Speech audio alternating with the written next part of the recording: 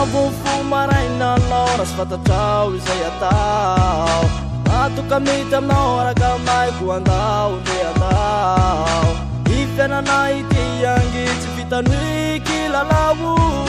Fa mila misafidy anao amizay ao tanao Kapiady nareo mpakavy Nao analasy andao andy Tsika androany mamila falifaly Tsy isanandro fa manoany Kapiady nareo pavity naty amay Ao anaty gaina mamila falifaly Anunoy anitsorotsoro Zay napitsato atsona manao Zay taray ka Alati fiaino eto antany fa mandalo yan Milanao mifalifaly sy mandida eto androany C'est la vie, c'est la vie, c'est la vie, c'est la vie, c'est la vie, c'est la vie, c'est la vie, c'est la vie Ambele susursunawan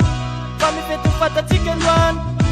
Ilana mitsikitsiki zay anio Nandreo milay na pasody adin Yanika palumi speech Fanatsika androany tsisy fitsy Zay na manambola barimbarin Pero amsa pasody ngan'oltin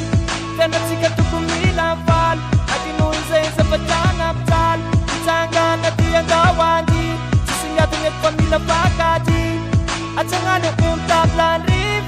Asa man na panandroan si speed Alapang pero din suchuntog Papanandroan tuko sisiro Alati fiaino eto antany fa mandalo yan Milanao mifalifaly sy mandida eto androany C'est la vie, c'est la vie, c'est la vie, c'est la vie, c'est la vie, c'est la vie